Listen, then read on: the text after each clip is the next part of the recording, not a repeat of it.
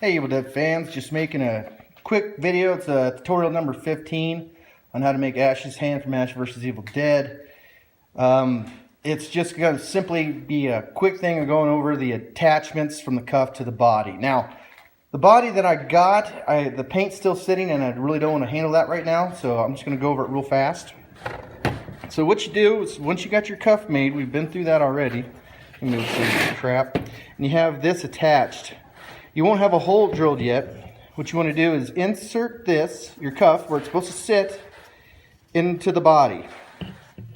Then once you have it into the body, you want to make sure this lines up where you want it on the cuff. Then what you do, take it out, you drill your hole through this piece first, stick your cuff back through, then put your hole where you want it. Where you just traced it through this hole. You just drill it through, then attach it into the body. So that's attached into the body to the top now. Now on the side piece here, what I did is attach it from here, this mount here, to the cuff. You can see the hole I have right here. Now the reason why I just don't do it all at once is sometimes when you do it, things can move around and then your holes won't line up. So I do one hole, attach it, and then I go to the next one. So what I do is I make my measurement for the piece that I'm going to use to attach it. So this right here is going to be my piece that goes across to the cuff, and it goes down at a slight angle. Now what I do, once I've made it, I attach it on there, then bend it to how I need it to bend in, and then line it up on the cuff where I want to put my hole. Then I just trace the hole through the cuff again and then attach it. And then the same thing for the two bottom ones. Now what I usually do, I'm going to show you just on this body, is then I put my two holes. And my two holes are going to be towards the bottom. They would be about right here and here. Kind of coming back in an angle to the cuff. Now I have another video where I showed with them on, so reference back to that, to where it's supposed to sit, because they're not supposed to be straight. They're supposed to angle out. And don't put them together down here, just angle them about from here, angling in just a little bit, not too much, not too severe. So I drill those holes first, put my cuff back in. It's a lot of taking it apart and putting it back together to get it to where you want it. Then you do your measurements for your pieces, and what I use to make these is just the same metal I made for the top. So when you buy a sheet of that metal, you're going to have plenty left over. So you'll have something like this and like this. That's what you'll have, like that and like that. Then take the cuff back out, install them onto the body, and then put your cuff back in, line them up where you want them, and then trace your holes in your cuff for both of them, and then take your cuff back out, and then you drill your two bottom holes. Where are they at here?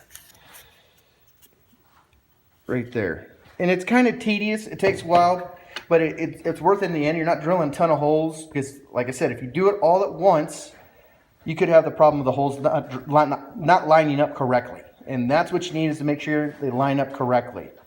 And when you drill them through the cuff, your holes through the cuff, make sure that this is on here tight, so it doesn't come unaligned and your holes will look funky and you have extra holes and you may want to start over with your cuff. And then when you're done, just attach it all together, and if you like it, you're done. It's very simple, as long as you just take the time of putting the top one on, measuring it, drill your holes, put the top one on. Then same thing with the side. It's constantly putting it together and taking it apart.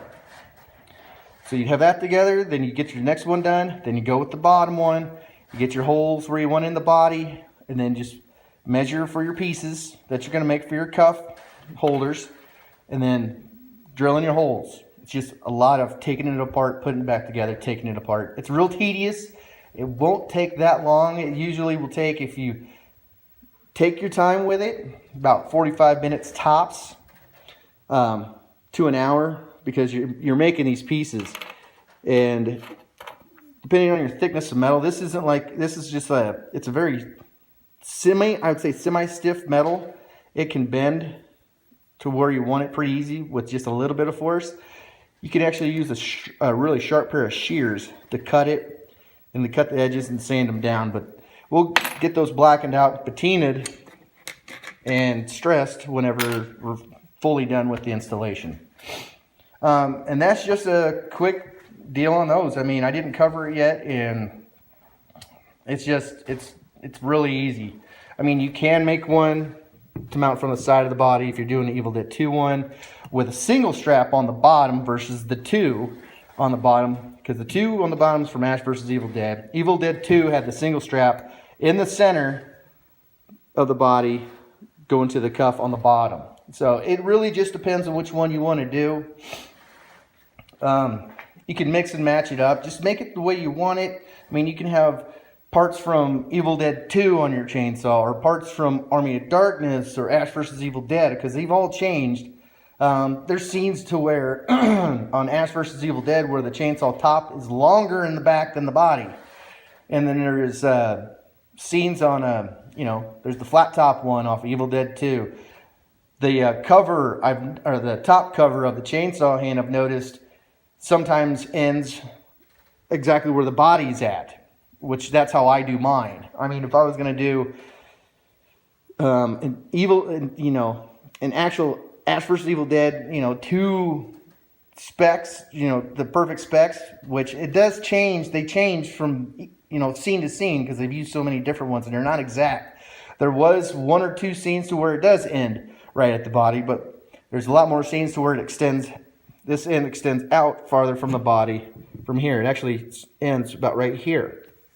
I don't know why they went with that later, but whatever, that's fine.